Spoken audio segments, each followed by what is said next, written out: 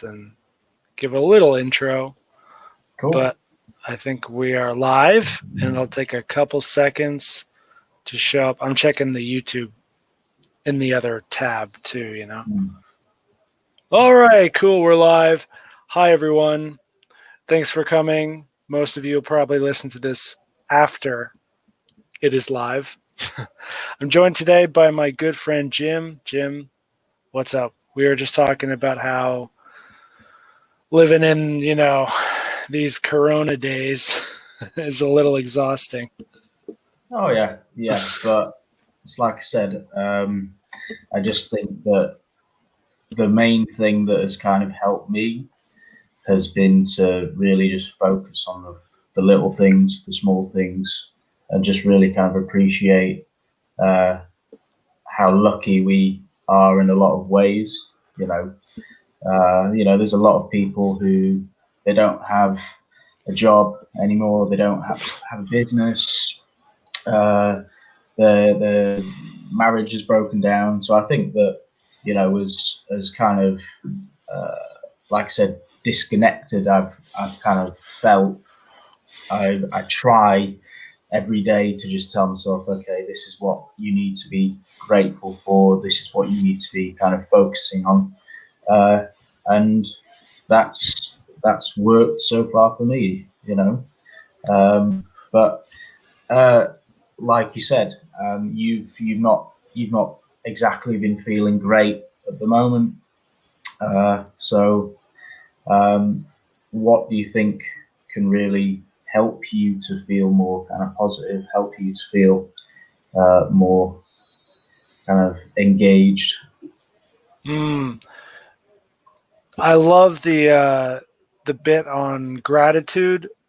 The thing is, I normally don't focus on gratitude because it's kind of like I don't mean this in a bad way, but I was going to say feminine, but it's more like it's more a Pollyanna kind of thing that I'm suspicious of. Like, I know gratitude is good. It definitely feels good, but sometimes I feel like it's like a superficial thing, and I look for something deeper. But everything that you said is true.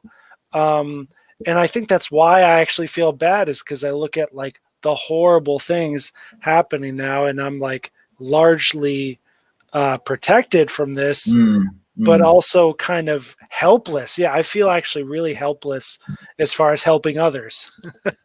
So, yeah. And I desperately want to, and I'm like kind of hitting a wall, like much faster with others. I mean, I'm also very biased saying that because now I'm living with my family in America, which is way different than a couple months ago in Hong Kong or a few months ago before that in China. It's always a different situation over here. Yeah, I think under like normal circumstances, I'd kind of agree with you about the gratitude point. It's how, like, when you're a kid and your mum says, "Oh, you should finish your meal," because there are people in Africa who would love to have that steak and potatoes or whatever, and you just kind of brush it off and you think, that's not really relevant to me. But I think at a time like this, where things are so kind of in your face, that so many people are actually getting effed up by all this stuff, then I don't know. It just allowed me to go, yeah, okay, I have things that annoy me. I have things that I complain about. I have things that are not fantastic in my life or ideal, but it is what it is. And at the moment, we just need to ride things out and see where everything goes. Yes. So speaking of riding things out, one thing that's, I hate to admit it, but been plaguing my consciousness is this American election. Because I feel like, well, first of all, I don't really care that much what happens either way, but there's this big cloud over everything of this. There's like closure is like needing to come Mm, soon, I think, in a subconscious way. And I feel like I'm in quarantine, even though now I'm actually not at all. mm, And I can freely go around. So anyway, positive things. So you also mentioned how to focus on the small things. And so in my life, one thing I'm super excited about is skiing for the first time, mm, which I am in a perfect position to do, which I would not be able to do if one little thing changed and I was still in China, which would be a smart move to do mm, in terms of, material comforts. I mean, but I'm materially comfortable here too. So it's got like, mm. I don't even know how to talk about this stuff anymore. But yeah, I love snow, and oh my god, being able to just, you know, go on YouTube and like learn how to ski, Mm. watch like Oh yeah, a couple yeah, hours of that, and then just like, see how it goes. That's gonna be awesome. yeah. Well, I definitely miss snow. That is one thing that I do miss about living out here. I mean, it doesn't snow that much in England compared to where you are, I assume. But yeah, that's one of those things that I get nostalgic about. So, but no, like I said, for me, it's just things like doing, working out or doing a bit of writing or Skyping with my parents. These are not kind of big things. These are not really kind of earth shaking things, but they've really kind of helped me to um, keep myself on an even keel. And those times where I do kind of feel frustrated or kind of down or confused about the whole situation, I just say to myself, yeah, just keep going, keep doing the things that you enjoy, and it helps a lot. Mm. Well, what if the things you enjoy are smoking weed and playing video games? Well, I think there's a space for everything, and as long as it doesn't kind of consume you and lead you to kind of neglect other things that you have to do, then so be it. I think, but like also another aspect of this is like at the moment, I don't really drink alcohol. I don't really kind of indulge in that kind of thing. But when I used to live in Thailand. I used to live in Cambodia, and I kind of, I would say that I probably used to kind of enjoy myself a little bit too much, kind of do things a bit kind of overindulgently. But I think now I'm really glad that with all that's going on, I wouldn't really say that I have kind of any vice that I'm kind of leaning on as a crutch. But like you say, if you enjoy playing video games and doing what you do, then that's fine as long as that's not kind of impacting friendships, work, whatever.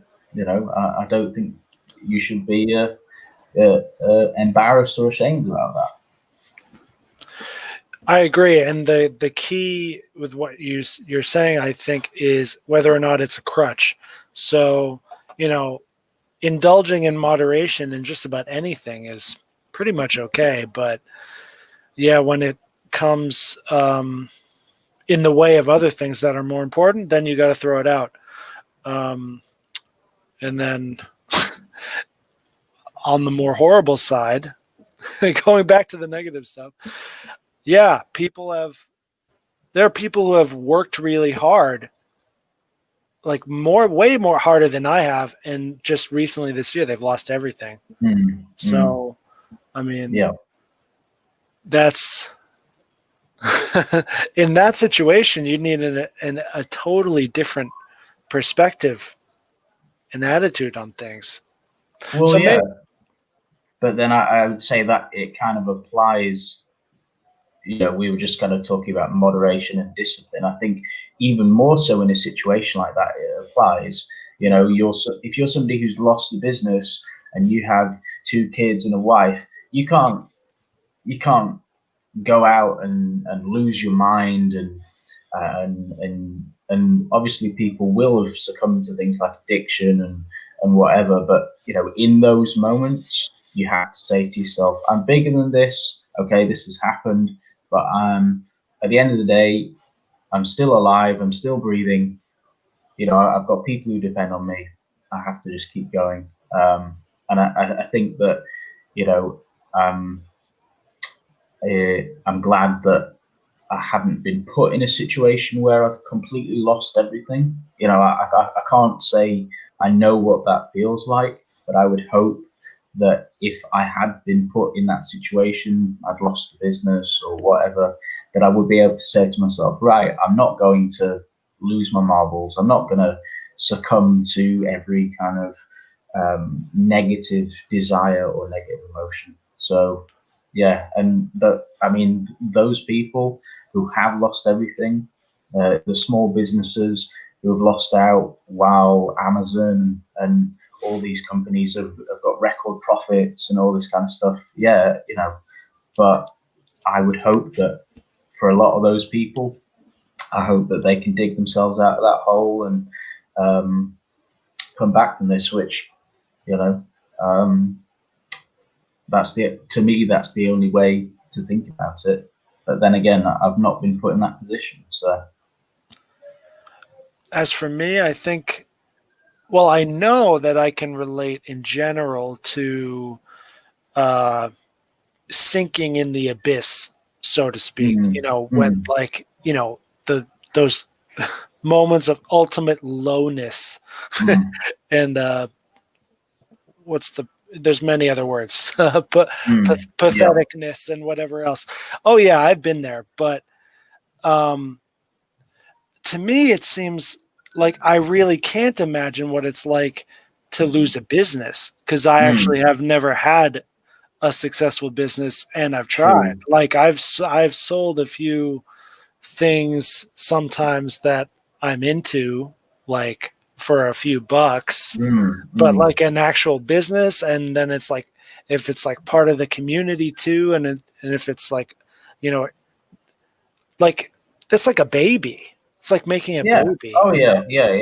I understand the emotional connection, and from personal experience, I used to write freelance, and that's what I did for a big chunk of time while I have been living in Asia. And yeah, if I had made that into a successful business, and I had turned that into something that I was relying on for 100% of my income, and then this happened, where I have friends who are freelance writers, and they say it's difficult because companies don't.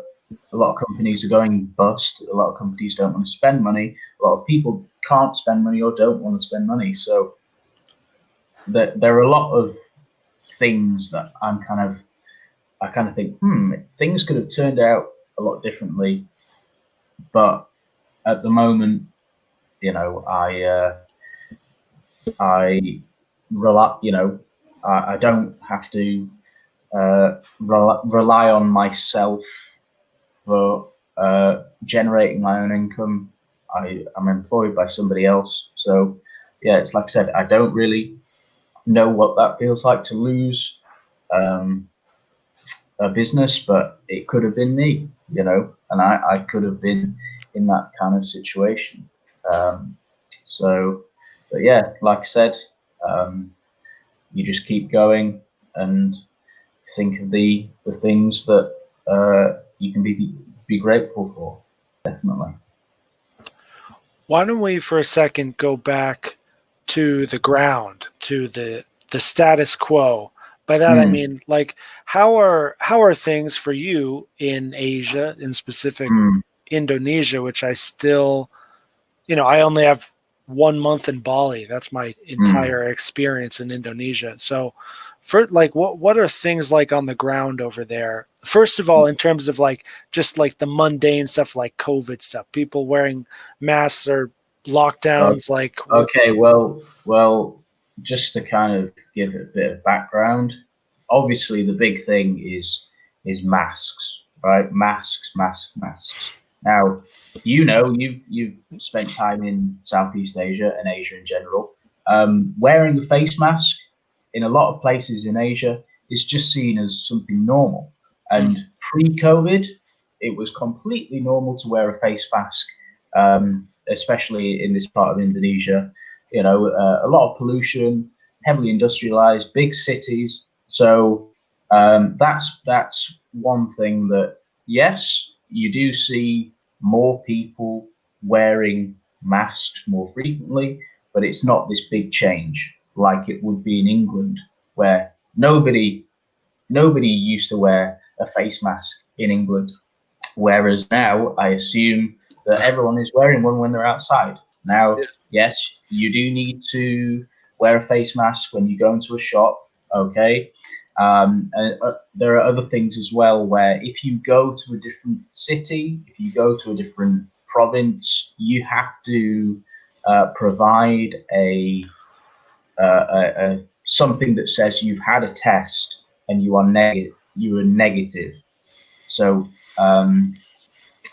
now, for me, at the moment, that's not really a problem because where I live, I'm not slap bang in the middle of Jakarta, but where I live is still considered to be part of Jakarta. So if I wanted to, I could just go into the center of Jakarta, and I wouldn't need to provide this kind of evidence that I'm negative for COVID.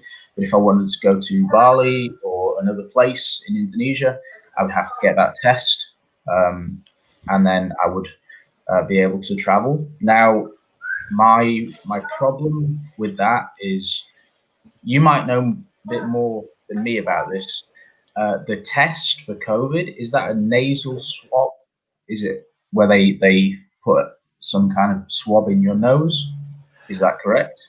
So there's many interesting details about what's going on. So I have taken 3 COVID tests so far. I took one in China at my school, but just before the semester started.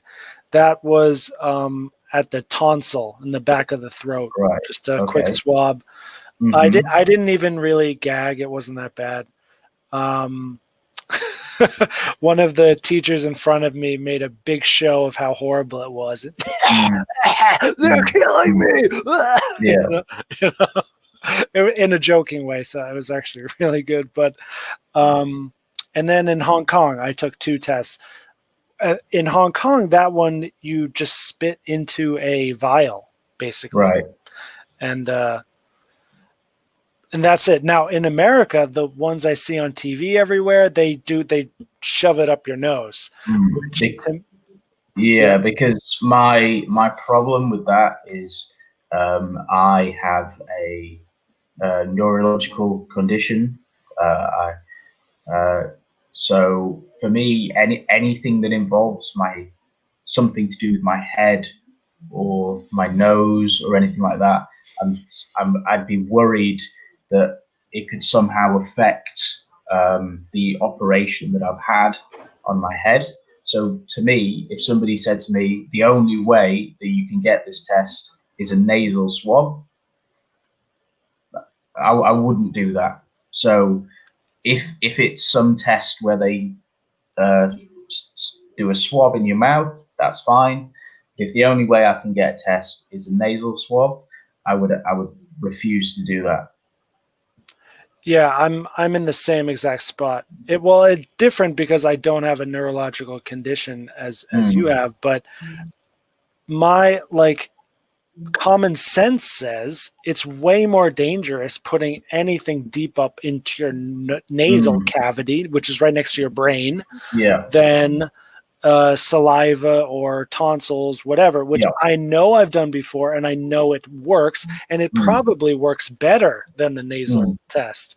And so because I know that's available, I there's no way I'm going to go for that. Now, if no one had ever done a saliva test or whatever else on. If if the whole world was only doing this one nasal thing, and Yeah. at least there'd be a chance of like maybe I would cuck to it or whatever you want Mm. to call it. But now, oh, there's no way. And even though I didn't lose my business, if there are so many places in the world, could even other states in America, where if their policy is a little bit too strict on this, I'm like, no, I'm just not going to that place anymore. This is like Mm. so dumb. Yeah. But we So yeah, but yeah, and then that's one of those things that I kind of think about for the future when eventually I am able to actually go to England, visit England, and stuff like that. Kind of thinking, well, what's going to be the procedure? But I think it's one of those things that you just have to ride it out, wait it out, and see kind of what's happening. I think one thing that is to my advantage is now that my parents are retired. So my dad has just retired. So now they're both not working. So they are more flexible in that I think they would be prepared to kind of come out here on a maybe more regular basis if they could. Um, so again, it's the whole flying logistics situation is something else to kind of worry about. But again, I'm just saying to myself, you know, whatever happens, happens, and we'll sort it out when we need to. Hmm. I don't know if I told you this before or if I Mm-hmm. said this in an earlier stream, but um, one of the main things that's happened this year for me is that it's put the whole world, the whole human world, on one level playing field. Now, Mm, it's yeah. a much lower and degraded playing field, but Mm. there's actually an equality there, which Oh normally yeah. before it was not like that. And I would like go to like some place in Japan and I'd be like, well, this is an entirely different reality than, I don't Mm. know, Canada or I don't know, Yeah. whatever else. Now they're like a little bit different. Mm. Yeah. Because unless you are in an uncontacted tribe in the Amazon or some really kind of rural part of Africa, this has touched your life in some way. Like, you know, even in the smallest ways, this has kind of affected all our lives. And I think that um, it's going to be, well, I mean, interesting is one way to put it, but it's definitely going to be interesting to see how things move forward. And I think like um, preparing as much as possible for whatever's going to come, I think uh, is important. And again, that's again why I say, I'm just kind of grateful for the small things and happy that I'm kind of in a situation where I'm not worrying about where my next meal is coming from, where my next paycheck is coming from. So, even though things are as bad as they are, there's a lot to kind of sit back and go, um, I am one of the lucky ones, and we are luckier than 99% of people who are currently going through this.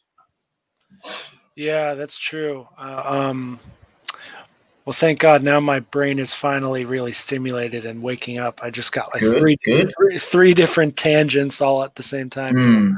Mm, Um, mm, well, preparing, that's definitely something I've been doing for a while now.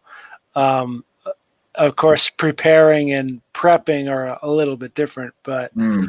um, after skiing, the next thing I'm excited about doing is going down to North Carolina for the first time. I haven't Good. I haven't researched how that's going to go. Like I'm going to Mm, fly there, but I don't know if I'll have to quarantine when I get there or something. I don't mm. know.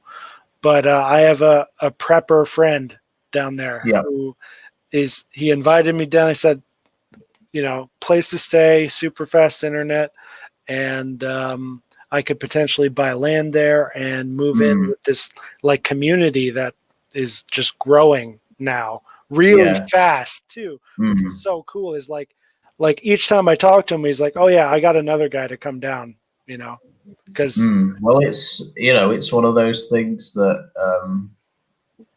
we've talked about this before, where we would have these discussions about people like Ted Kaczynski and all these kind of people. Where the fact is, all of this that is around us is fake and unsustainable. And in a kind of situation like this, yes, something like that, prepping, is one of the smartest things you can do. Now, I'm not really in a situation where I can do that.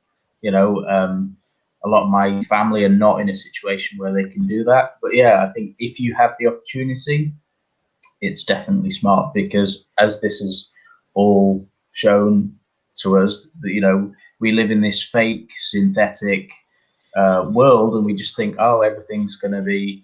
I'll always be able to turn on the tap and water will come out, or I'll always be able to go down to the supermarket and get some food. But that's not the case. At some point, you'll reach critical mass, and it all fall apart. And now, like with England at the moment, they've got Brexit going on. There's all these things about lorries being stranded at ports, and trade deals not going through, and the government saying, oh, you have to prepare for food shortages and stuff. And there are precedents for this, like the Second World War, for example, rationing, these kind of things. But I think that in the back of your mind, you kind of do have to think and realize, all of this is temporary. And even though we've been doing this way of living for about 10,000 years, eventually it's just going to break and collapse, and it's smart to think that maybe this is the time. Jim, did we ever talk about that book Ishmael? Maybe just run it by me again. What's it about? So Ishmael is a gorilla Mm-hmm. who can talk, and he like teaches this guy in modern day New York kind of Mm. scenario about the original sin, basically, which is agriculture. So Mm. for 10,000 years, we've been caught in the same loop, which you cannot ever get out of. The moment that you store food, it's not even that we started farming food, but the idea that nature, being in a state where first nature just gives you everything you need and Mm. more, and you don't really have to do anything. So kind of a, I don't know, this is sort of Adam and Eve sort of thing, right? And then you decide to say, oh, well, you start scheming and storing things, and then you need to store more things because you have a Mm. bigger Mm. city, and then you have a country. And so it all comes from the same fundamental thing. Yeah. Anyway, that was a really cool book I read years ago. Haven't talked about it in years either, but it's kind of a.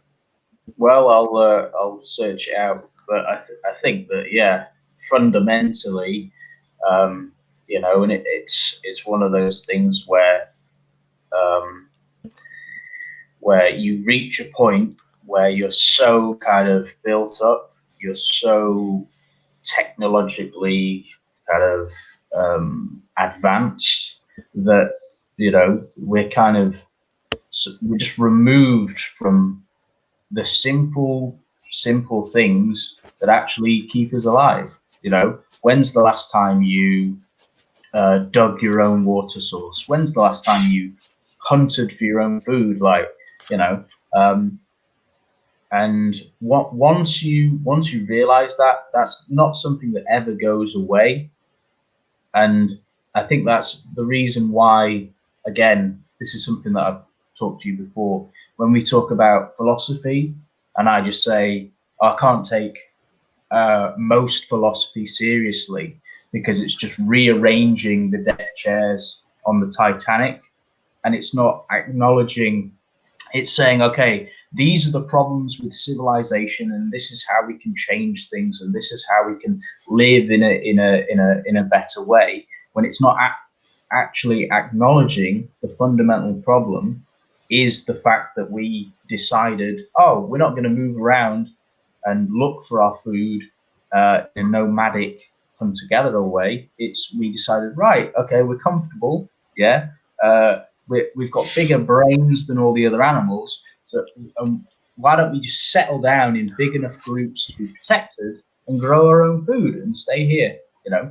And like I said, we reap the benefits of that. But if you look at human history after agriculture started, it's just a disaster for 99.9% of people on the planet. Horrible, terrible disaster, you know. And I think we're getting to another point in human history where things are about to get a lot worse for a lot of people, and you know, for most people, you can't break away from that system. You can't just go, right, I'll just go and live in the jungle, you know, when we should, you know, as human beings, we should be able to just flick a switch and go, yeah, of course I can do that. This is what I'm on the earth to do, to live like that. You reminded me of something. Another aspect of preparedness is, well, in the word truth, but I mean more the verb, like truthing. Yeah. So, like when I recount on my research and mostly just having fun watching stuff on YouTube the past year, it seems to me that actually 2020 is like what's the word? A foreshadowing of something to come, which will actually be much worse in like 2030 earliest or 2050 latest. But even still, now's a great time to prepare. And then the other thing is, so if you think about the world we live in now, and one of the most like the thing that the crux of it, where we can win everything if we do it right, or we lose everything if we do it wrong, I think is like the internet and that global grid that connects everything. Like if we, well, maybe not we, you, and me, but if the leaders like it, and the tech companies and whoever else say, all right, let's actually use all this stuff for purely beneficial purposes. Yeah. I mean, dude, it takes 10 years and like everything's settled. Like it's yeah. Yeah. And even though I've just said, oh, it's agriculture, what a mistake, or civilization, it's whatever, blah, blah, blah. But yeah, there is a way to do this in a way that is beneficial for much more people. You know, when you have these big companies like Monsanto and all these controlling all of these kind of different resources, you know, in a perfect world, you could just flick the switch and go, hey, why don't we just allocate these resources in a way that benefits more people? Okay, why don't we do this in a way that is much more sensible and a lot more compassionate? But you know, it's never been like that, and it's you know, it would be nice to think that we could live in a world where the people who are in charge are just going to be like, hey, oh, why don't we just be compassionate to these people for once? But it's not going to happen. So it just isn't. Yeah. So yeah, it's part of, you know, prepare in any way you can. I mean, whether that's getting into shape a bit more, whether that's cutting down on certain vices, whether that's saving money, whether that's prepping, you know, whether growing your own food. And obviously you can't do everything, you can't do everything that you need to do to be prepared for whatever is going to come, because we don't know.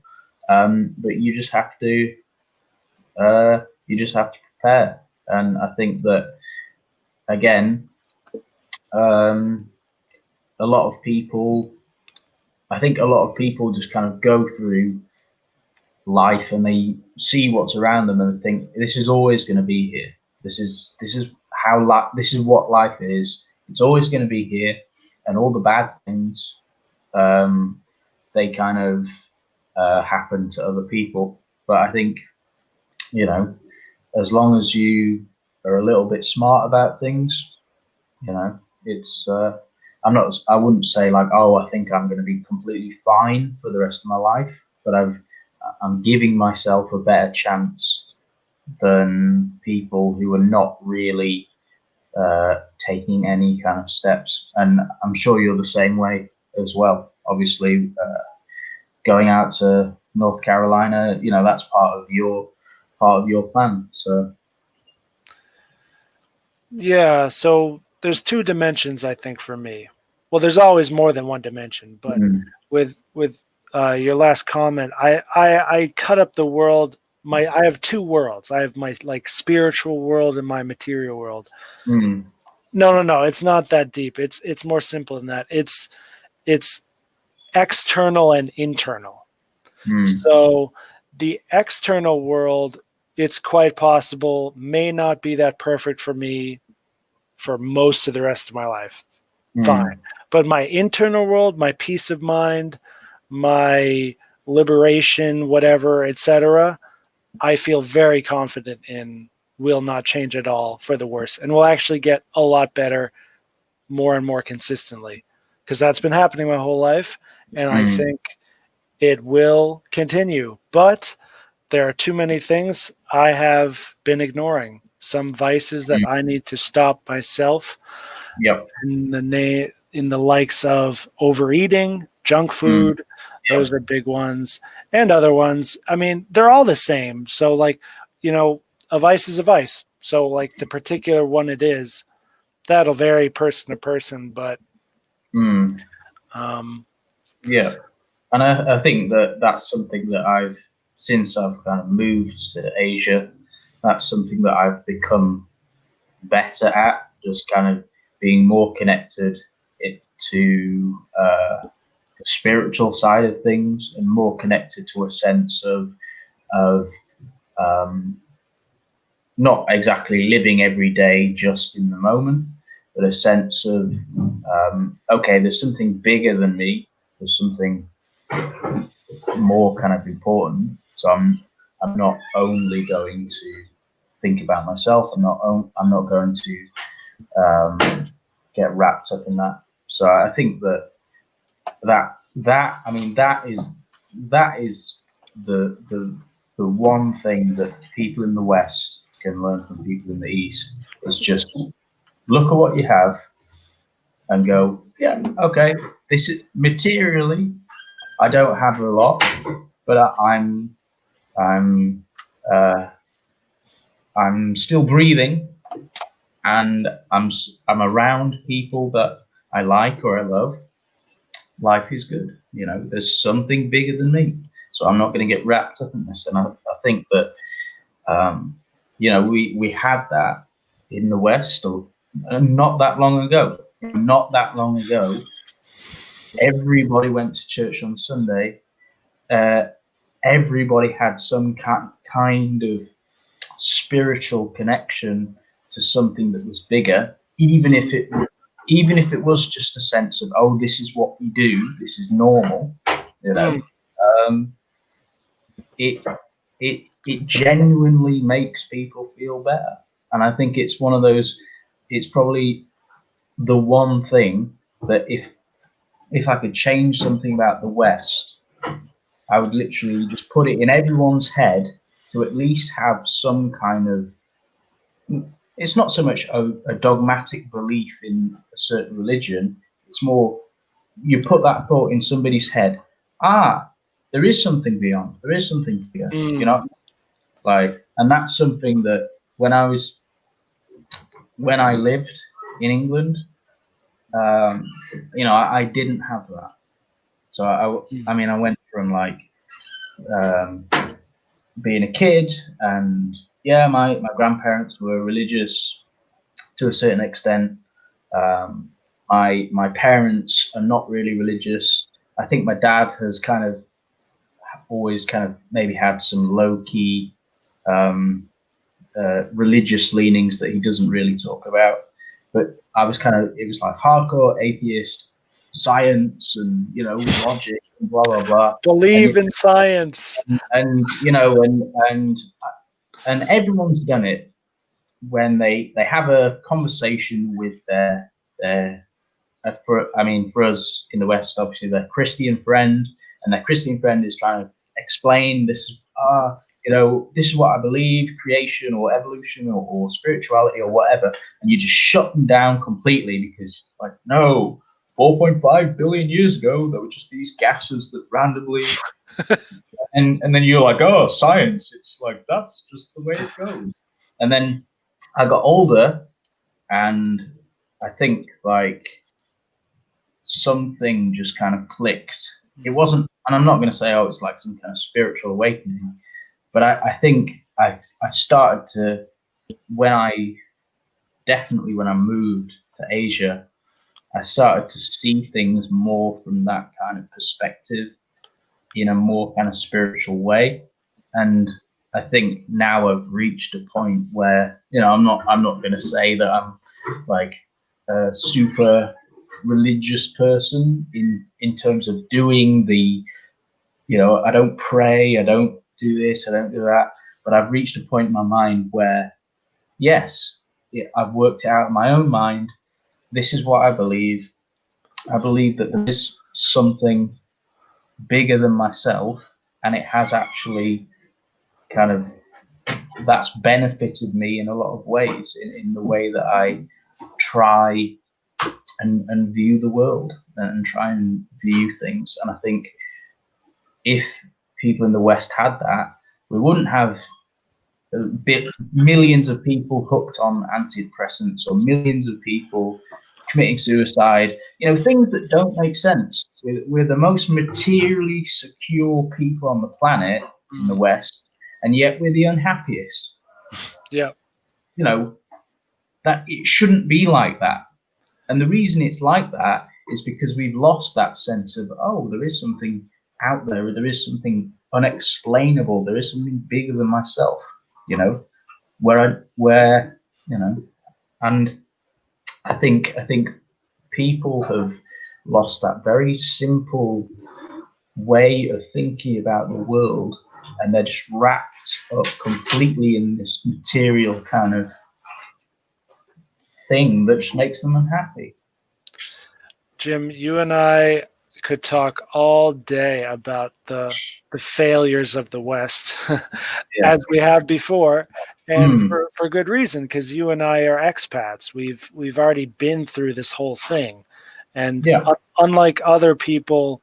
So another thing that's kind of depressed me recently is I don't even have people I want to invite on my show. Like for a while, it was like there was all these cool people, and I was like, and it'd be like a challenge to like try and get the honor, the pleasure. But now I'm just like, it's a waste of my time because they're in this one worldview, and they've never stepped outside of it for a second. So even though they have within this worldview something compatible with me and something I like, and that's great, it's like as soon as I show them something, from the East, or it's just something totally different, then it's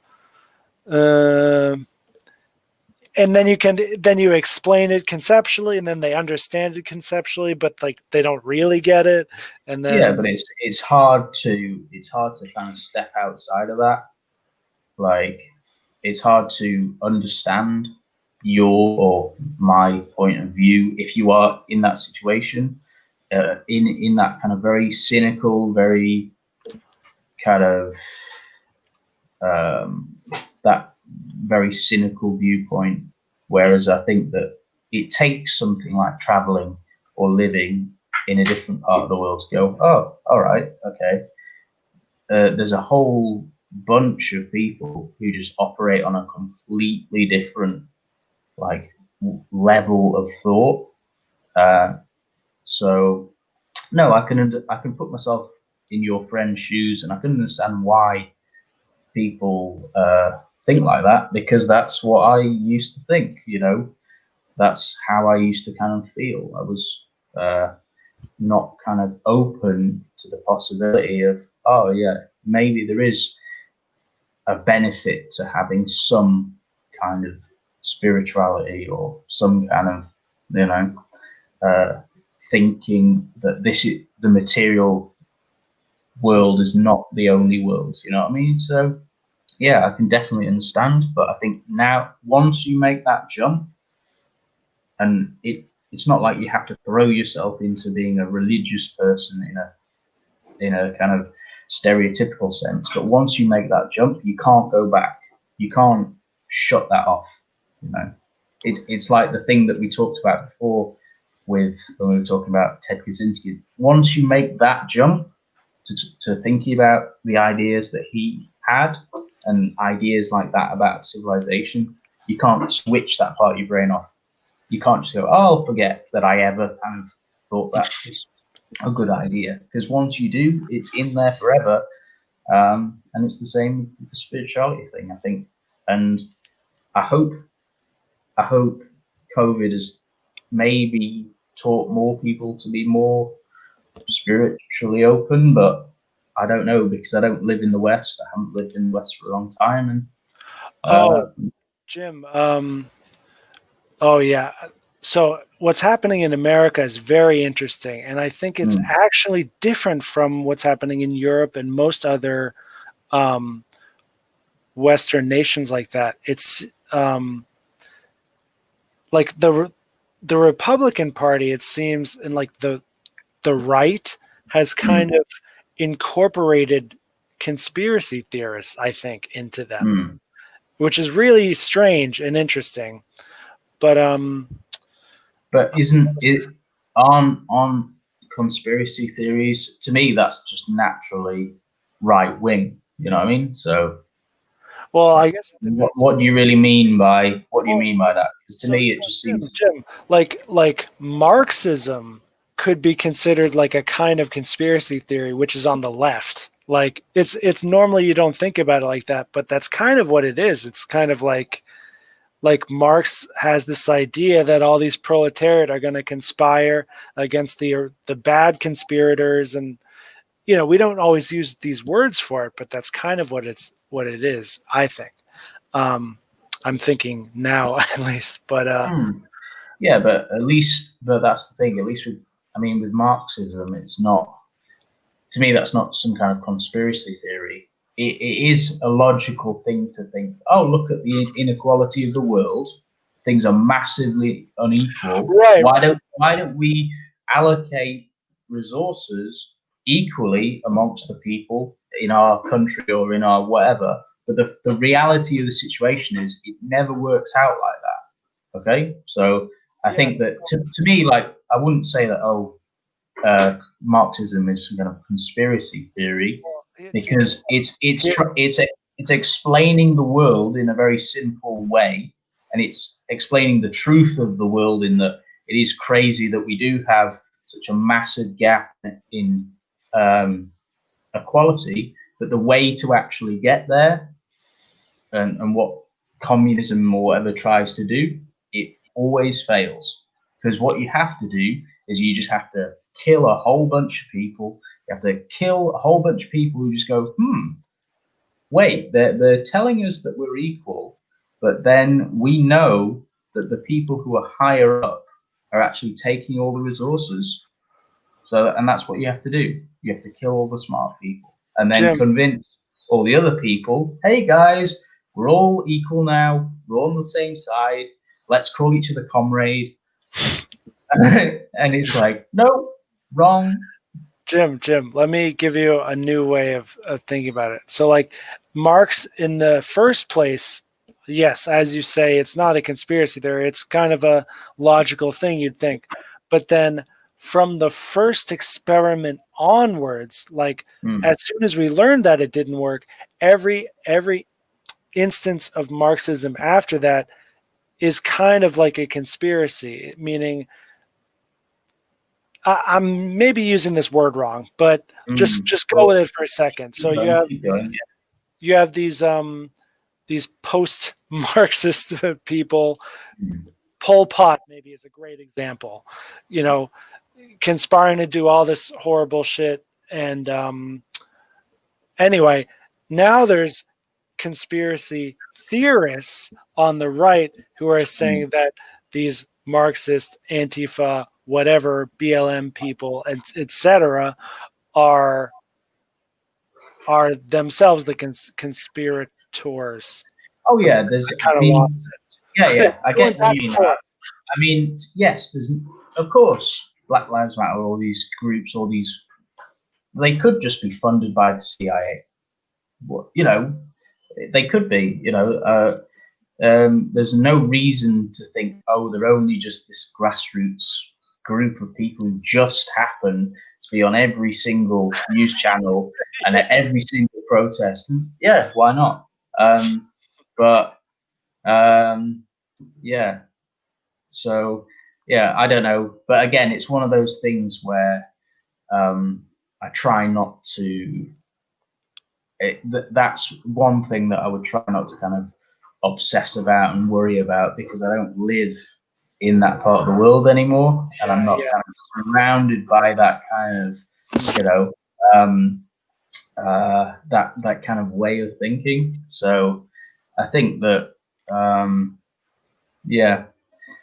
I mean, just going back to Pol Pot as well. I mean, I used to live in Cambodia, and I think that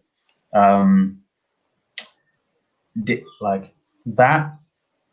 I mean, when people talk about equality and maybe communism is the way to do things, that parts of that were actually the best way to do it, because the best part of what they tried to do was they got rid of money completely. Now, to me, that's the only way that communism would actually work. If you get rid of abstract ways of bartering, you know what I mean, and you only rely on like physical things, you're not going to rely on exchanging money. You grow some potatoes, your neighbor over there grows some carrots. Hey, I want some carrots, you want some potatoes, let's trade. That's the way to do things. And part of that, I think is what in an ideal world Pol Pot would have done. But then obviously the flip side is, like I said before, he had to kill a ton of people because they were like, wait a minute, we're out in the rice field for 22 hours a day, and you are sat in your mansion eating all the rice that we're growing, and then you're selling a lot of this rice to China and getting guns for it. And, we live in these horrible, terrible conditions. So,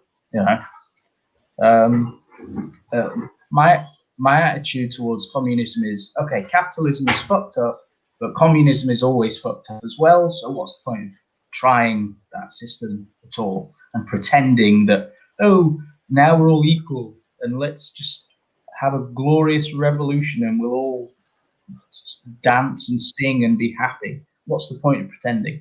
So, yeah. There's actually a bunch of cool stories I can share. One from earlier today, I was driving. So right now I'm in the Boston area, which is one of the older parts of America, one of the original districts, you could say. And so I'm going through these towns, and there's still a lot of old buildings, but they're mostly like townhouse, just like buildings that just 2 or 3 floors up. And I went through this what was near Lowell, which was the first industrial like city in the world, I think. It was right down the street here from me. And it was started with textiles, right? But they still have these like red brick factory buildings that are 200 whatever years old. And so I'm driving through this, like there's like these like ugly factory warehouse buildings, and then there's these like residential buildings that just seem to randomly sprawl up, and these skinny roads that are not comfortable to drive in with modern cars entirely. And then there's this massive church, this cathedral, this gothic, like, oh man, it just stuck out. Like where did this come from? You know? And it was just gorgeous. Like I wanted to stop by and take a look, but I'm just driving through, and it looks just like derelict and abandoned on closer observation. And there's like a big sign like right on the front door. It's like 508 whatever by some realty apartments or something. Yeah. It's like, what is going on here, man? Yeah, and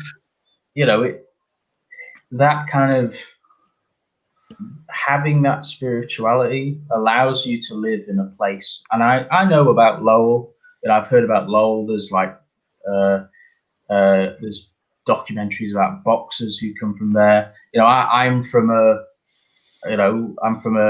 formerly industrial city in England, and people people working in those factories, people working in those mines, whatever. They had rough, tough lives. But one thing that got them through, aside from having just greater resolve than people do now, they were just tougher, is spirituality. You get out of the mine, you go home, you get cleaned up, you go to church. You get out of the factory, you go home, you get cleaned up, you go to church. And having that kind of, you can go through the toughest daily experiences, but if you don't have some kind of spirituality at the end of that, I think that will break people. And a lot of people will be going through, like we said before, people are going through tough times. But if you compared the people who were kind of religious or spiritual to the people who are not, the people who are religious and spiritual are kind of riding this wave better. So I would hope, I hope those people in Lowell, I hope they get together. I hope they fix that church up. I hope they pack that church out, and maybe that in a small way would make people's lives better, but who knows? I mean, of course, I hope that too, and it's not really going to happen. But yeah. as with anything else, the external world, most of the time it's just a manifestation or a reflection of the internal world. So the culture in the West, and especially America, is godless.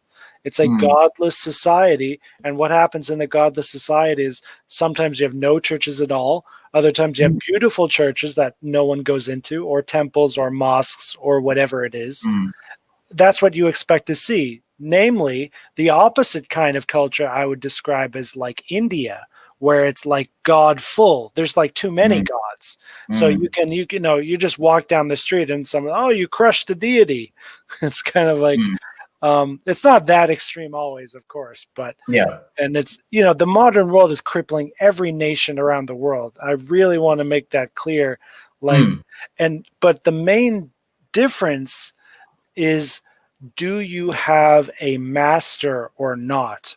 Do you have a higher power or not? If you have some kind of higher power, and you are submitting your service to that higher power, there's a deep fulfillment there, because that higher power needs you. And if you do it correctly, you need it also.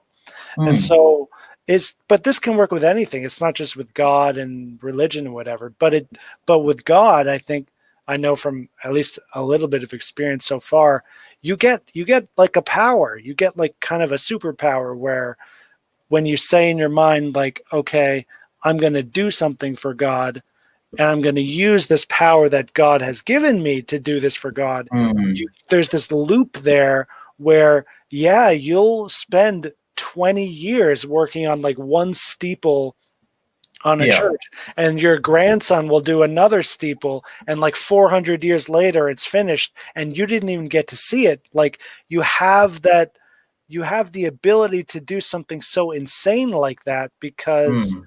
there's there's a it's founded in eternity, Yeah, in, you have that drive to do it. You have that drive to, like, and it's funny. Well, we've come on to architecture because, yeah, if you look at these old churches, these old buildings, the level of care that has gone into it is something that we you can't recapture that now, because those people, those, and it's not just the people who designed those old buildings or had the money to create those old buildings. It's the workmen doing it, the workmen working their fingers to the bone on these old buildings. They had the belief that they were doing something in service of a higher power, and they kind of gave themselves to building this thing. Whereas now, look at architecture now, glass and steel,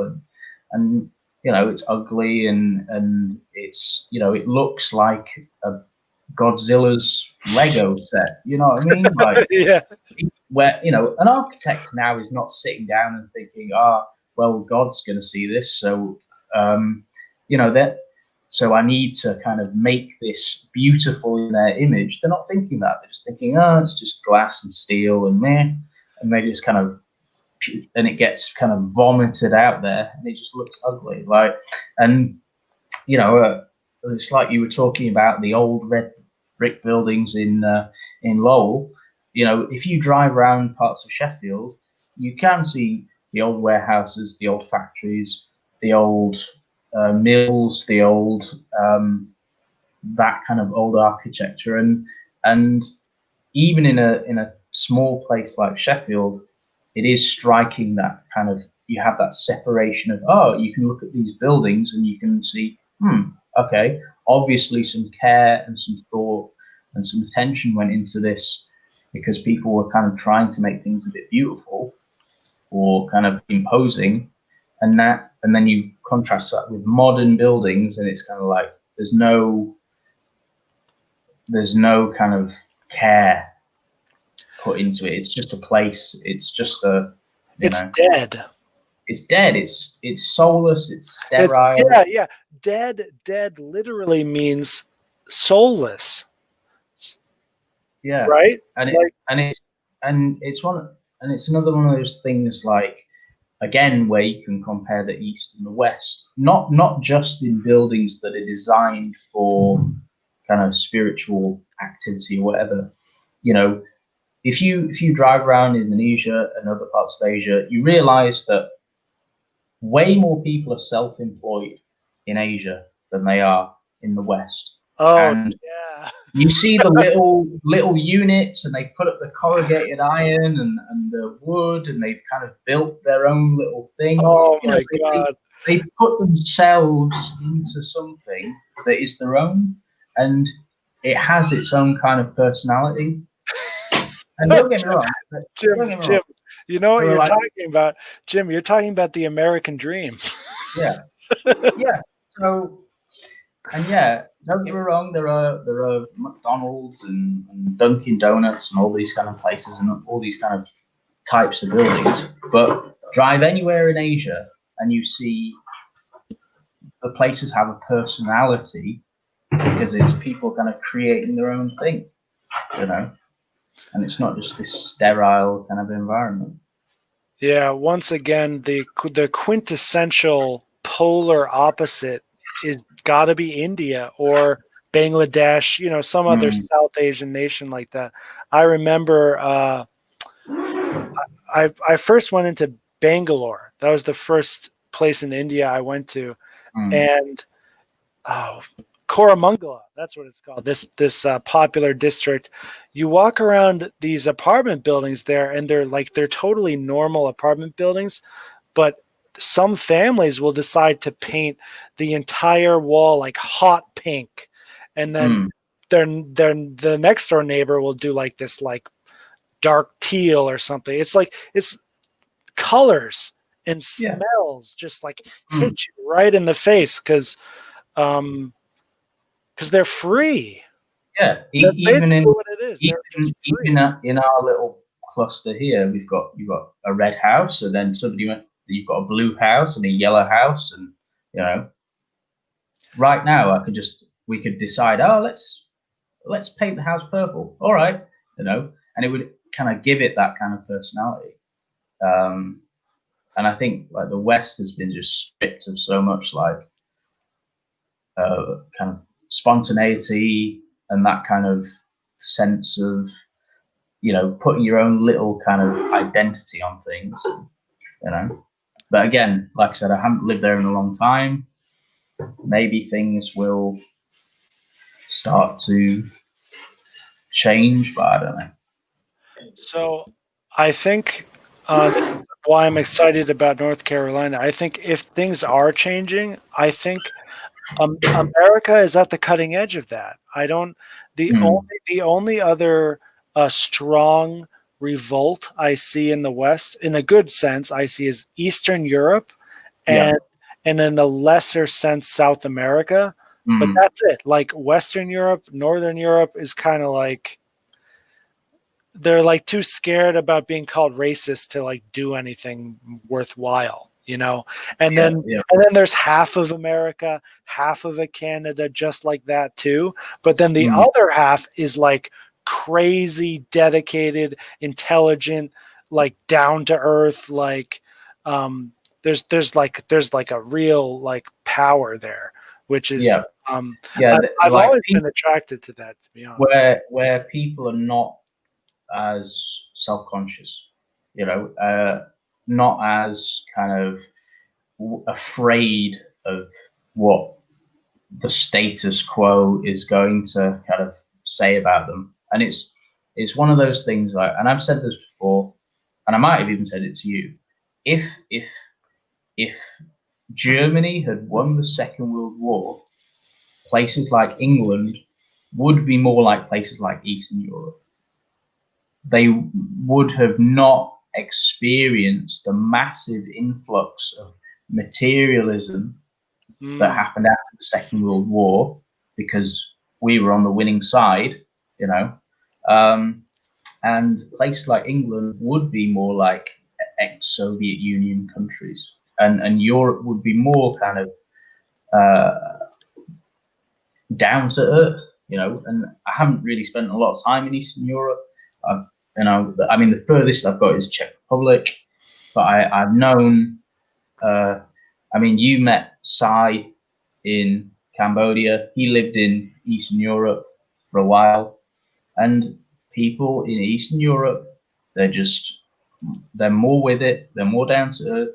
They're more connected to a sense of spirituality. They're tougher people. They are. Yeah, Um, yeah, they're and definitely tougher. Yeah. yeah, and it's like what you say. You know, these places like South America, Eastern Europe, they're not as kind of self conscious. And um, it's it seems like, I mean, I can't imagine what it is would be like to live in England right now. I just can't imagine the kind of that feeling. And Oh I mean, man.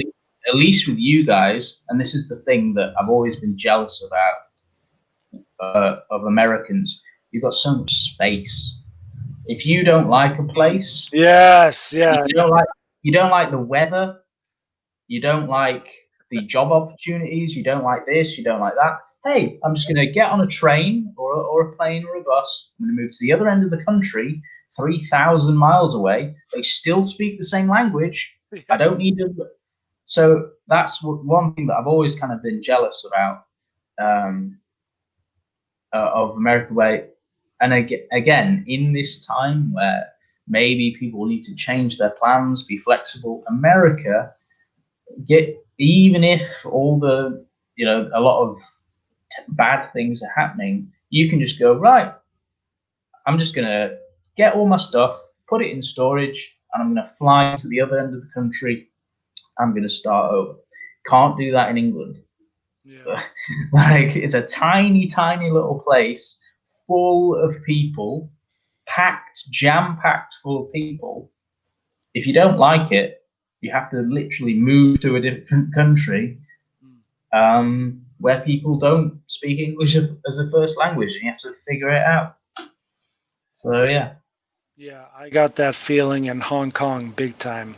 Mm, I'd feel so like even if Hong Kong wasn't basically conquered by the mainland, I would mm, still like I'd feel so crammed my whole life. Like, where can I go? Like, yeah. just from like this one cookie cutter apartment box to this slightly bigger, 10 times more expensive Mm, cookie cutter box. And that to me is suffering. Like, it's still, but for a while it was still so much better than really godless Western places like New England. Many places mm, I've been to, but I don't know. Things are really evening out. Like when I walk around here and I see trees mm, with like air. Oh yeah. man, that's awesome. That's worth fighting for. Yeah. Oh yeah. And um, another, just being able to get out, get into nature, something that we're connected to, and I think that again, a lot of people don't have that opportunity to. They're stuck in the middle of some giant mega city, and they can't kind of connect to nature in that kind of way. One thing I've always loved is judo. I haven't Mm, always done judo since I was like 2 years old or anything, but since I've known judo, it's been my favorite thing. And mm, so I'm trying to figure out how I can actually play my favorite hobby in real life. And mm, I see two paths. Like one path is I go to like Taiwan in one of these big cities where there's yeah. just dojos everywhere and it's super convenient and I can just, call an Uber or get on the Mm, subway and just show up and it's all clean and like teachers and everything. Or I can continue this path in rural North Carolina, rural South in America, or Eastern Europe, like Lithuania, and I mm, can just build my own dojo. It'd be yeah. like I wouldn't have to wait on anyone else. I could literally, it's not that expensive, and I could just build a flat ground, put some mats down, and just say, "Here, we're doing judo, and we're doing it my way." And Mm, if you like, if you do that and you do it right, then you win. You win yeah. so big, but it's a little bit of a gamble. But I'm really getting excited about it because even if I lose, it's still a win. Yeah, and I think that's the thing. Like, you're in a position to try. You're in a position to go for it. Why not? I mean, this is one of those times where um, you just think, do it, see how it goes. If it fails, again, you'll still be breathing. You'll still have two arms, two legs, and you can just go again. So I think that um, I would definitely implore you to do that. And I mean, obviously, right now, that North Carolina is the going to be the easiest, most convenient place for you to do it. So yeah. There's there's many different variables to consider, right? But for me, like judo is really fun, no doubt, but it's not Mm, actually as important as association, namely, who am I living with? mm, That is huge. I'm realizing more and more as I get older, that's like the number one thing. Now, I realized it in a really powerful way when I was in high school and college on drugs, and someone mm, in the party would give me a bad vibe. Like in those moments, like I didn't have a choice. I felt like I'd have a heart attack or something. Like I just mm, bolted out of there. And over time, I realized, oh, this is actually important. You know, like my peace of mind is really important. And yeah. it's not, it doesn't mean you hate someone to just, go somewhere else and hang out with someone else. So I need to be near my people. My Yeah. people meaning could be other teachers, it could be other Krishna conscious people or judo people. I don't know, whatever it is, but I need to be near my people. Like otherwise, I don't know. What's the point of living? Like Yeah. even if I have a great house and all this other stuff, this great job or whatever else, it's like the more I add all that stuff together, if there isn't like that being in a community, and so here's why it's powerful, because as an individual who is submitting to the supreme, to the higher power and so on, that's great. But imagine being in a community of other people who are also doing the same thing you're doing and doing all of that together collectively. That's how you build these like massive churches. Yeah.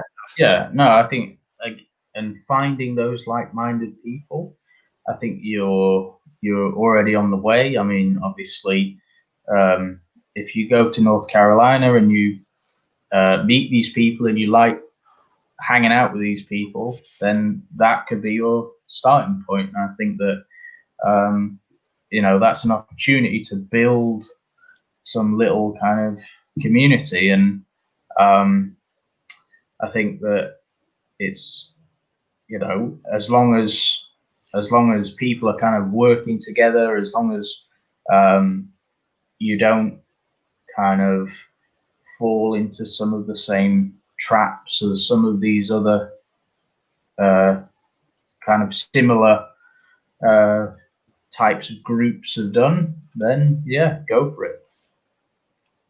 So I've heard that there are many counties and even some states that they're just not enforcing this COVID stuff at all. People aren't wearing masks at all, and stuff is just kind of carrying on as usual. Yeah. So that's really exciting to me. And take advantage, and definitely take advantage of that. That's something that I mean, here, yes, you now have to present your little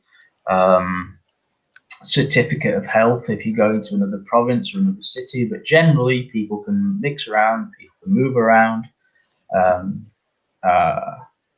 I think that it's, I hear everything I hear now coming out of it, like, oh, we're in tier 3 and we're in tier 4 restriction and we have to do this and we can't do this and blah blah blah. I think like, okay, from the point of view, okay, of maybe stopping this disease naturally, yes, that's a good idea. But all of the stuff I hear about how England has tried to deal with it, they've just gone about things completely the wrong way. Like from day one, completely the wrong way. I mean, the first thing that they did wrong, I mean, and it's like you said, oh, people in the West are afraid about being seen as racist or xenophobic. Close the border, seal the border. If you want to stop the spread of a disease, a worldwide pandemic, the first thing you should do is say, seal the border. We're not letting you in. You can't come in here. Mongolia did that. North Korea did that. All the Asian countries did this. Yeah, they understand it like so well. And I've lived in Asia, and Indonesia has a the same attitude as well. They don't care about outsiders. They don't care about what foreigners think about them. They don't that's why they're so nice to us, I think. It's because they really don't care about it. We're like toys or pets or something. They don't care. Like, and it's one of those things where, like, if in the West, if they had just gone, right, no more planes, no more boats, no more whatevers, seal the border, let's get a bit of herd immunity going, let's see how it plays out, and then we'd be in a much different situation. And again, in the West, you know, I read something that the average age of people dying with or of COVID in England, 85. 85 years old.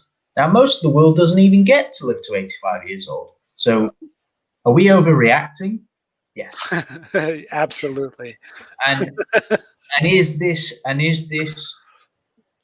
is part of this a ploy for the people who run the world to usher in more control?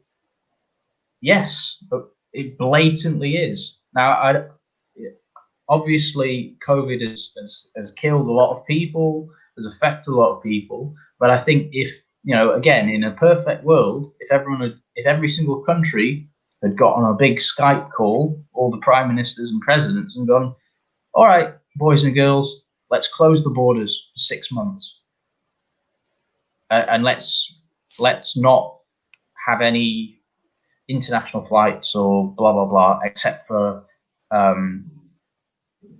something that is absolutely essential or whatever, freight, or I don't know how it works. But if you stop the flow of people at the level where people have been flowing around the globe, and you do that for 6 months, boom, no problem, sorted.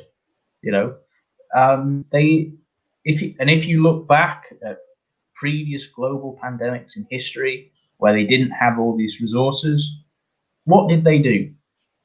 If you were sick, you stayed indoors, and then they just closed public places down. Shakespeare wrote some of the greatest plays ever while the theaters were closed during the Great Plague endemic in the 1500s.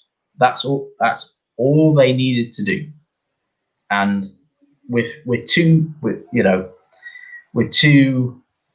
far down the road for that sort of work now, but that's how it is. Well, I'd like to highlight this lovely comment from Noah Villa. An Archon probed my buttocks. Don't we all know how that goes? Nice glasses, Ethos. These are Gunners. I am not sponsored by them, but I did want to buy a really good pair of computer glasses, and I'm glad I picked these. I don't know anything about the Archons, but I am a huge fan of Bashar. And if I did not find Bashar, it would have been I think it would have been more difficult to find Krishna, actually. It's whatever it is what it is. We all have, there's only one path, right? But on our own individual path, there are different things that we might need to experience to get to that next experience we need, and then so on and so on. So for me, that involved video games, drugs, philosophy, psychedelics, and martial arts, and living in Asia for years. Yeah, and I think it's never like a simple journey to kind of any kind of realization. Nobody just kind of flicks a switch. But like you said, for me, the main thing has just been living in a part of the world where understanding how kind of much luckier I am than a lot of people has kind of led me to this point where I'm just like, I've achieved materially more than most people will in their lifetime, without really that much effort. So why not focus on the spiritual? Why not? Because the material world has kind of been taken care of, and yes, I could lose all of that tomorrow. But the fact is, now I'm at a point spiritually where it's like, yeah, it is what it is. You keep going, you keep breathing, you keep putting one foot in front of the other, and that's how it is. I'm really happy to hear that, Jim. someone in your position would be in a better position than someone who would say, for example, oh, I'm so fortunate, and I'm gonna, try and help so many other people be fortunate. Mm, mm. That can be a good idea, but it's also can be a trap, and you can get sucked deeper into the Yeah, material world. And yeah, and then you're no better off than when you started. You yeah, just feel better or something, yeah, you have to have a degree of selfishness, like it would be wrong then to kind of overextend myself and go, oh, I'm gonna give away my money or give away all my time to different people. I am kind of looking at myself and a few people around me to a certain extent, but I think that I've just come to a point where that has everything has kind of fulfilled me either materially, spiritually. I'm fulfilled, and who knows? Who knows what's going to happen from now on? You never know. This could be the last Skype call we ever have. I mean, like, knock on wood, it isn't, or YouTube live stream or whatever.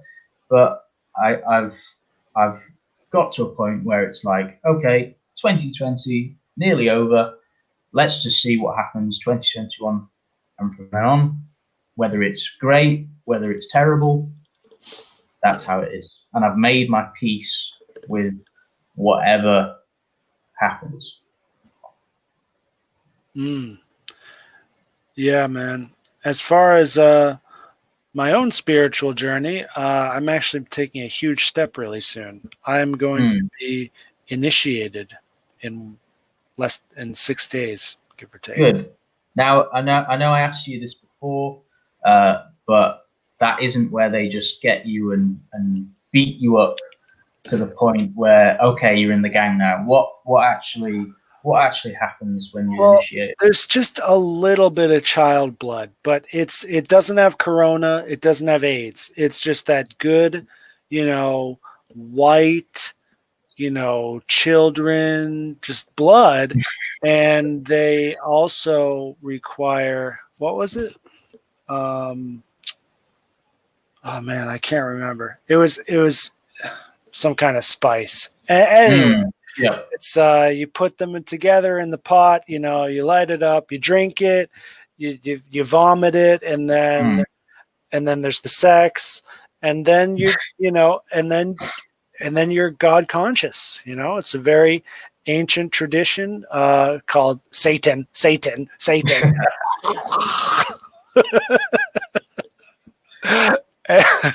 Sounds fabulous. No, it's actually nothing like that at all. So I will be vowing to completely abstain from intoxicants, illicit sex, gambling, and meat eating. Well, that sounds like a plan. Yeah, it's you already don't eat meat, so yeah, that's struck off the list. I'm struggling with continence now. I don't mean how you may know that word. I mean how Aristotle uses the word, meaning I have the taste where I don't actually want to do sex and drugs and whatever else anymore. I don't actually care about it. But when it's very readily available to me, I sometimes, do it. But that's only because there's nothing strong stopping me. So with this initiation, bam, that'll be done, settled with. And I think like that's one of those things where if you have things forcing you to not indulge, that to me that's just always inherently a positive thing. It's like, like when I lived in England, I saved money, but I didn't have a lot of money to kind of go to the pub and go out partying, so I didn't really drink when I lived in England. And then I moved to Asia, and I was just straight away just richer. I had way more disposable income. I was surrounded by bars and other things that could kind of I could indulge in, and I just went full force into that. I had a lot of fun doing it, But looking back, I kind of go, okay, I'm now glad I'm in a position and in a country where, yes, if I want a beer, I can get in a taxi, I can go to a bar, I can go to a supermarket, I can get beer. That's fine. But I'm not surrounded by an entire kind of microcosm of partying, of drinking, of whatever else. And I think having somebody say, having either somebody telling you to your face you're not allowed to do this, or living in a place where it's just not a thing to go out and get hammered or whatever else, it's great. And I'm not one of these people who'd be like, oh, like straight edge, bro, it's so amazing and so wonderful. But yeah, I like to have a drink occasionally, but I've reached a point now where I can't imagine being in that mindset where I used to be like, hey, drinking 15 beers a day, totally normal. That's just what I did, or whatever else. So I think for you, if you really want to kind of kick that into touch, if you surround yourself with people, obviously, who are following the same path that you are, telling you, hey, you want to indulge in this, you want to indulge in that. Well, you're not allowed. We are not allowing you to do that, because in America, it's not like you can avoid booze, and it's all around you, bars and clubs and adverts and blah blah blah. Here, it's just like if I want to avoid it, I can. It's easy. So yeah, definitely. And if that's something that you need to talk to your fellow devotees about and tell them, look, you need to keep me on the straight and narrow, then do it. Because it's not, for me personally, I wouldn't say that I was addicted or anything, but I had such freedom that it never really crossed my mind. Maybe I should slow down a bit. I had too much freedom to indulge, and now I'm in a situation where, like, indulging, it's just, I have to get a taxi, or I have to go to the supermarket, or it's not readily available in my face. I have to work for it, and at the moment, it's just something that I just can't be bothered to do. I can relate to this, and I'm thinking that a big part of this might just be getting older. Yeah. You and I in particular, meaning like we're starting the next phase in our life where it's no longer just like, it's like you said, there used to be there's just so much freedom, and there's just nothing really stopping you, and there's desire and freedom, so you just and it builds up and up and up, and you can just let any desire go, and you have all this freedom, and it was exciting. But it was exciting for me because when I lived in England, I'd always been very careful about money. I was always careful about drinking. I was always carefully every decision kind of analyzed, and everything was kind of I wasn't exactly micromanaging my life, but I was very careful in a lot of things that I didn't kind of let myself go. Whereas in Asia, because I had the luxury of just having more disposable income and not really having to worry, and living in a place where it felt more like a video game or a movie, where it was like, oh, I'm in control of so much more many things. I just kind of let myself I threw myself full force. I'm just going to go for it. I'm going to have fun, and I don't care about the consequences. Now, I enjoyed myself, but the thought right now, drinking 15 beers and waking up tomorrow, I can't imagine what my hangover would be like. And I cannot imagine doing that every day. I used to do that every single day. Whereas now I'm closer to 40 than I am to 20. I'm older. I can't go that hard anymore. So again, that's another incentive to not do that, because I'm getting older. Mm. Yeah, I never thought about it like that before. I'm closer to 40 than 20. Yeah, but That's, again, that's something that um, people in the West, they're too aware of their own, like they're too aware of the fact that they're going to die. They're too like, oh, you have to get this and you have to buy this before you get older, or you have to achieve this or do this, or it's all this in the back of your mind. It's this march towards the end, and yeah, it's a march or a race. you have to cram as much in as possible. Whereas here, people don't care about. People really don't care. If I went out and if I stopped 50 random Indonesians and said, "Are you scared of dying of COVID?"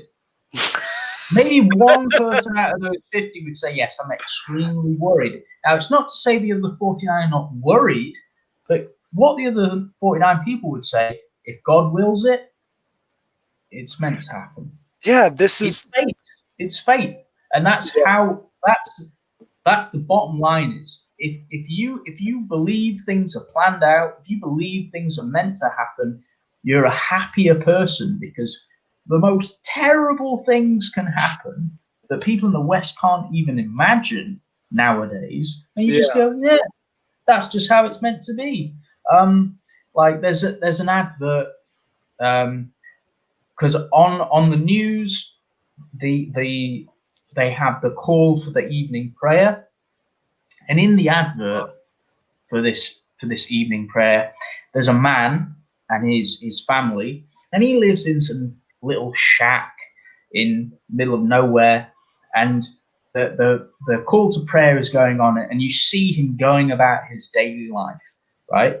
And his job is working in a sulfur mine, right? Breaking up rocks of sulfur, okay? And he's breathing in all this yellow fumes, and you look at that and you think, how can it, like, as most Western people would look at that and go, oh, that's horrible. How can anyone endure a life like that, working in a sulfur mine? Well, he can endure it because he has his family and he has spirituality. So yeah, that's all it takes. that's all it takes. It's simple.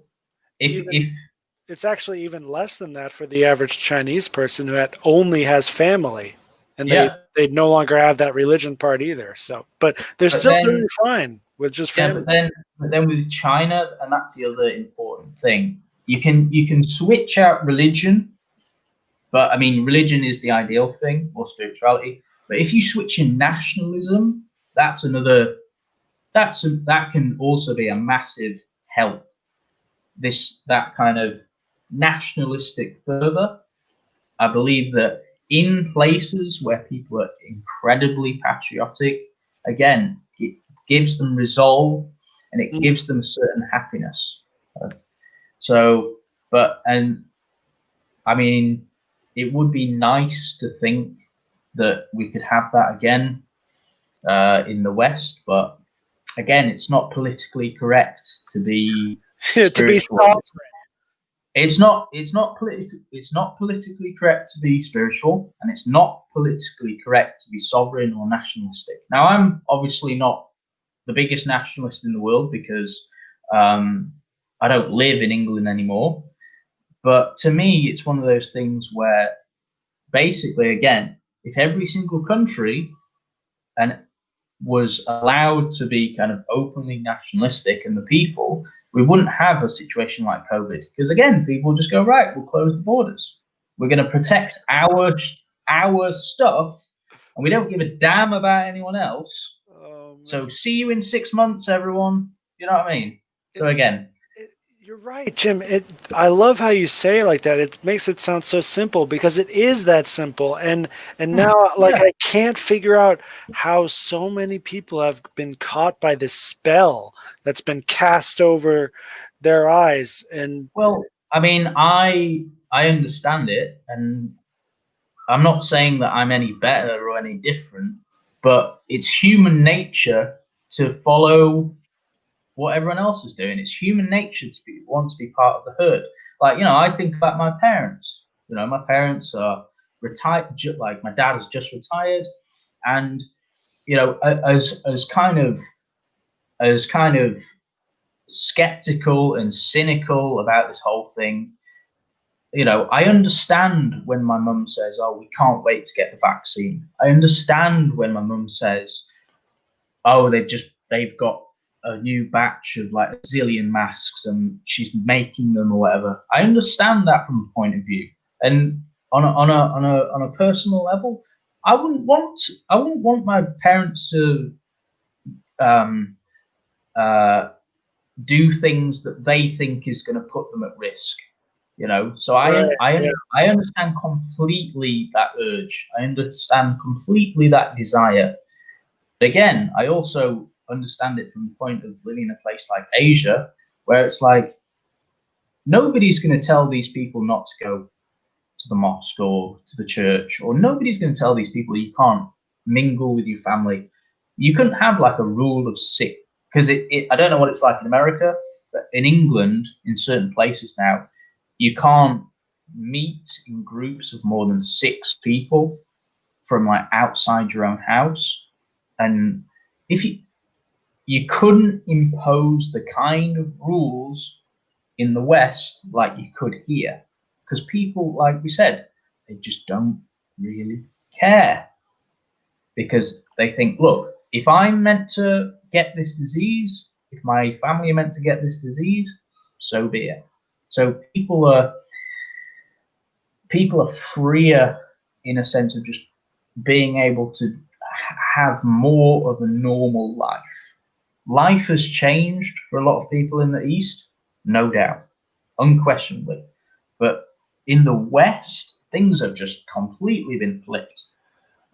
yes, exactly. Flipped, inversion, Yeah, inversion of the truth, inversion of reality.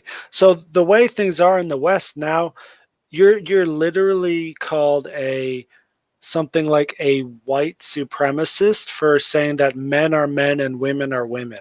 Just yeah, like it's literally that insane. yeah. And it kind of seeing it from a distance, and obviously I'm not kind of surrounded by that. Again, I'm not the most nationalistic person or whatever, but I would never ever apologize for being the person that I am, white, English, male, whatever. I'm not gonna apologize for that, and I don't believe that anyone should have to apologize for that. You know, um, you can acknowledge the past, you can acknowledge things that were done without kind of bowing down and groveling and things like that. So I think if more kind of Western nations were like, yeah, we don't give a fuck about anyone else, and just took steps to actually protect their own kind of people, then it would be fine, you know. And you see these kind of news reports that say, oh, in England, black and ethnic minority people are more at risk of getting COVID, and it's like basically what that's code for is not enough white people are dying of COVID, so we need to take black and ethnic minority people out of the workforce and put more white people on the front. So there's a whole kind of I don't know, but I think that like like I said, if countries were allowed to be more openly nationalistic, xenophobic, whatever, then COVID would just be like, oh, remember that thing that happened last year? Oh yeah. I mean, we thought we were all going to die with the Ebola thing, with SARS. We've had these panics before. We've had these or when people were like freaking out about Y2K. We've had these global panics before, but what did we do when there was SARS and Ebola? We were just like, we're not going to stop our entire lives for this, okay? And another thing as well is, I know, and I'm sure a lot of people know, that they have had this feeling in the past year where they have felt certain symptoms that make you think, maybe I've had COVID. And for most people, they've had COVID and they've just not even known it, and they've got over it and it's been fine. So I don't know. It's funny. It's like, but that's the thing. If I lived in England right now, I don't think I'd be laughing.